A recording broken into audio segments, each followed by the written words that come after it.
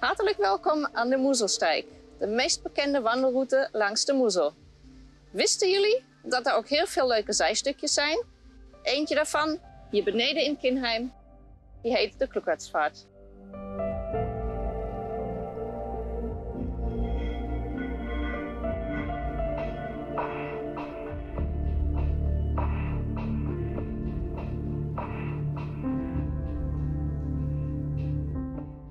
Hier zit ik nu op het uitkijkpunt Sukellusblik en geniet het heerlijke uitzicht naar beneden in het Moezeldaal en de wijnoord Kinheim. Komt nu mee naar de overkant, naar de uitgraving van de Romeinse villa.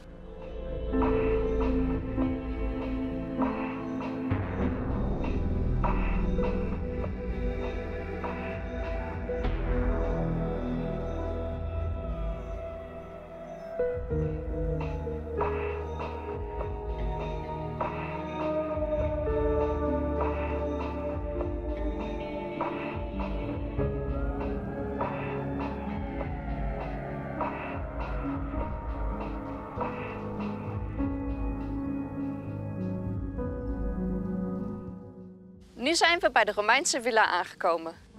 Hier werden in 1976 bij uitgravingswerkzaamheden resten van 2 gebouwen gevonden.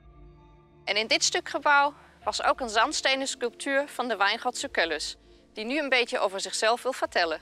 Veel plezier!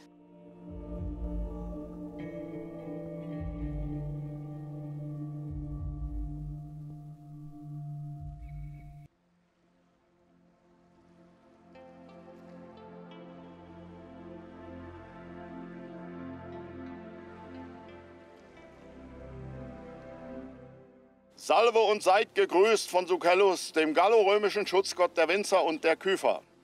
Hier bei uns in Kinheim, in dieser schönen Mosellandschaft, wurde vor rund 40 Jahren bei Ausgrabungsarbeiten ein Relief der Gottheit Sucellus aus gelbem Sandstein gefunden, das aus dem 3. Jahrhundert nach Christus stammt. Damit zeigt sich ohne Zweifel, dass an den steilen Hängen hier in unserer Gegend schon in der Römerzeit Wein angebaut wurde.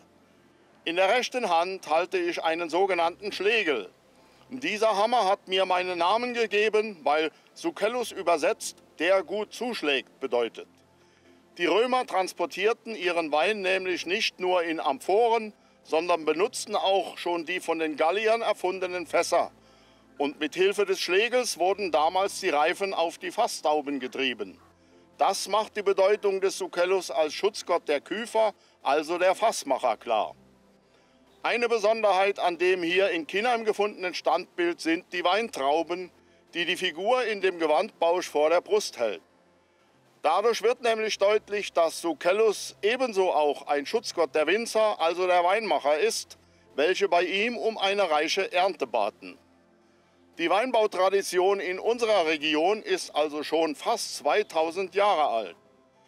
Wer hierhin zu Besuch kommt, kann an vielen Stellen auf römische Spuren stoßen und vor allem den Wein, der seit dieser Zeit hier angebaut wird, in Weingütern und Straußwirtschaften probieren.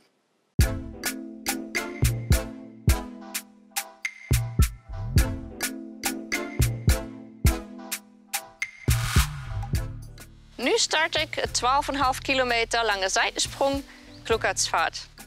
Voorbij aan de barbecuehut am Römerhang, door een schaduwgevende laan en door een nieuw beplant bosstuk van waar het uitzicht op de Moezel en op Kinheim te genieten valt, neem ik u de komende 4 kilometer mee tot aan de kloosterruïne van Wolf.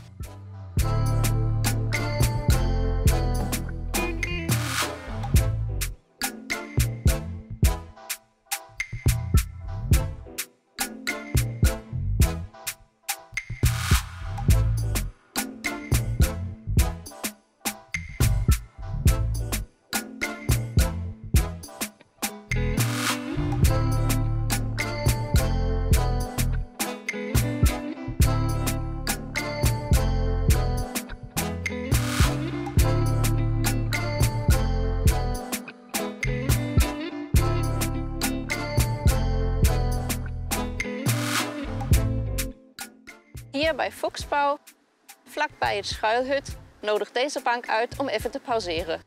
Ik ga even een kleine picknick houden voordat ik verder loop via een smal pad naar de Klukkerterbach.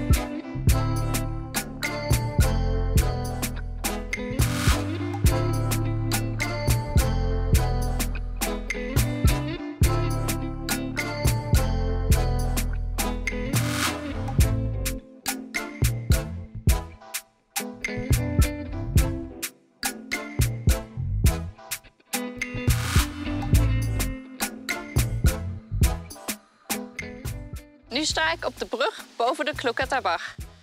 Zojuist heb ik de waterval achter mij bekeken en loop nu nog een klein stukje op deze smalle pad door, totdat ik aan een grotere weg kom.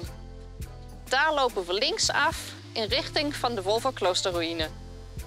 Daar op deze weg kunt u nog vaker het uitzicht naar de Moezel genieten. Eén plaats is de rustplaats de Zwanzeraschool.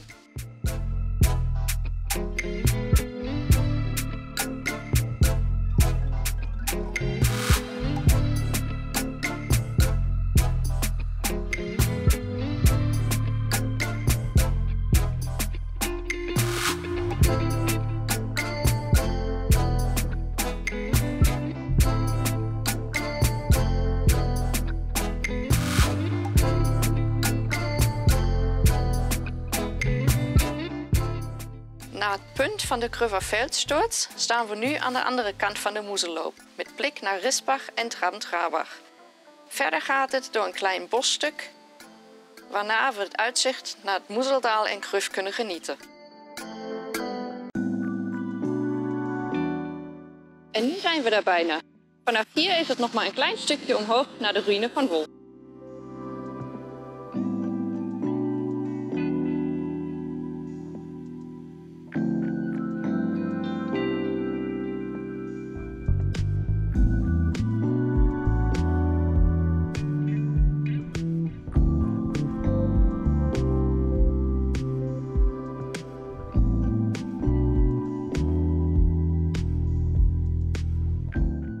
Gered! Nu zijn we hierboven aan de kloosterruïne van Wolf. Maar voordat de informatie over de kogelherren komt, wil ik nog iets heel bijzonders laten zien. Kom mee!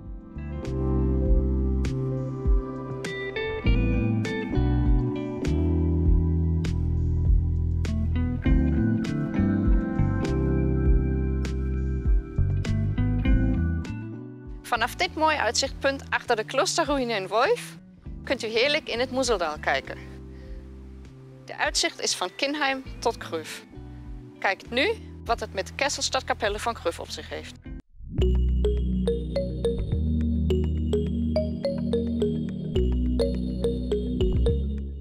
Herzlich willkommen in Kröv. Mein Name ist Iris Kaufmann. Ich bin Ortsführerin und mit mir könnt ihr Kröv ganz neu erleben. Heute möchte ich euch von einem Geschehen berichten, das sich so wohl nur in Kröv zugetragen hat. Folgt mir einfach zum Ort des Geschehens. Hier, wo ich jetzt stehe, an der Kesselstadtkapelle, stand früher die alte St. Remigiuskirche. Und sie ist Mittelpunkt folgender Geschichte. Kröv war katholisch und wenn es nach den Krövern ging, sollte das auch so bleiben. Das sahen die Landesherren von Kröv, die in Trabant-Trabach ansässigen Sponheimer, allerdings ganz anders. Sie waren evangelisch und alle Untertanen sollten evangelisch sein. Also zog man nach Kröv und wollte einen evangelischen Gottesdienst abhalten. Was fanden sie vor? Das Kirchenportal vernagelt, die Glockenseile versteckt. Es war unmöglich, einen Gottesdienst abzuhalten. Unverrichteter Dinge zogen sie wieder ab. Einige Jahre und etliche Verhandlungen später verloren sie endgültig die Geduld. Sie drohten jedem mit schweren Strafen, wenn auch nur ein einziger gegen den Gehorsamseid verstoßen würde. Siegesgewiss zogen sie wieder nach Gröf und waren felsenfest davon überzeugt, dass nichts und niemand sie daran hindern würde, einen evangelischen Gottesdienst abzuhalten. Aber was war das? Vor dem Kirchenportal stand eine große Menschenmenge und beim Näherkommen sah man, es waren lauter Frauen, bewaffnet mit Mistgabel, Dreschflegel und allem, was sich im Haushalt als Waffe fand. Sie waren bis aufs Äußerste entschlossen, den katholischen Glauben zu verteidigen. Die Trauntrabacher mussten einsehen, dass Gröf einfach nicht zu bekehren war und gaben ihr Vorhaben auf.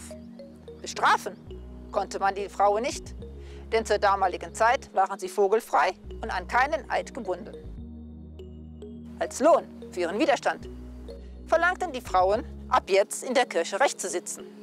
Diese Seite war normalerweise den Männern vorbehalten, denn die Frauen mussten auf der schlechten linken Seite sitzen. So kam es dazu, dass seit dem 16. Jahrhundert die Kirche in Gröf die einzigste war, wo die Frauen rechts saßen. Alle Pfarrer, die in den darauffolgenden Jahrhunderten versuchten, das zu ändern, scheiterten an den selbstbewussten Gröver Frauen. Kommt einfach mal vorbei. Vielleicht ist es ja heute noch so. Terwijl ik nu terugloop, krijgt u nu nog wat informatie over de kogelherren van Wolf.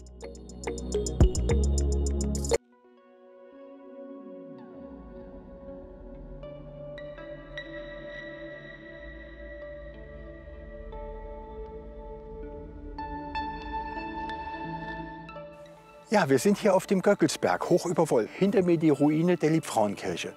Mein Name ist Achim Ochs, ich bin Stadtführer, Unterweltführer und Kultur- und Weinbotschafter der Mosel.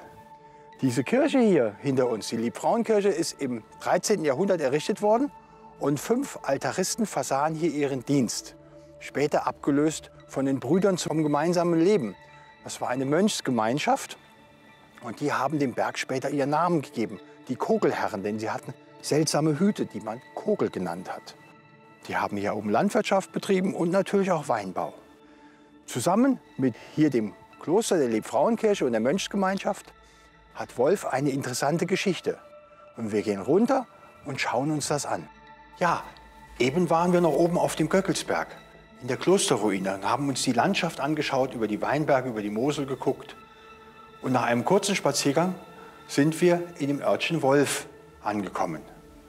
Und wo sind wir in Wolf? Natürlich in einem Weinkeller, aber in einem ganz besonderen.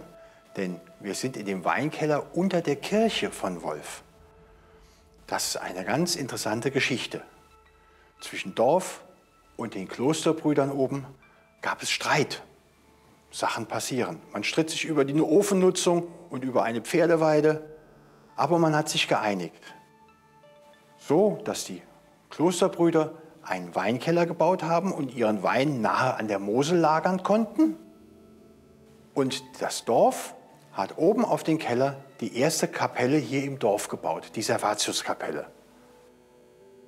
Die Zeit ging ins Land und 200 Jahre später gab es eine besonders gute Weinernte und das Dorf konnte sich eine neue, größere Kirche leisten, die dann auch hier auf diesem Keller errichtet wurde. 1685 wurde die neue Kirche dann hier drauf gebaut. Mit der kleinen Besonderheit, diese Kirche wurde schon als evangelische Kirche gebaut. Also sind wir hier in einem Keller, einem der vielen Keller, der vielen besonderen Keller. Und wenn man hier ist und am Straßenfest in Wolf im September oder wie auch immer bei vielen schönen Festen die Keller besucht, muss man die Winzer und die älteren Leute mal fragen. Sie haben richtig viele Geschichten zu erzählen. Zu jedem Keller eine eigene. Herzlich willkommen. Ja, voor mij eindigt nu deze wandeling hier. Ik hoop dat jullie nieuwsgierig zijn geworden en het zelf een keer komen bekijken. En misschien zien we elkaar dan weer terug op de Moezelsteig of een van de zijstukjes. Tot ziens!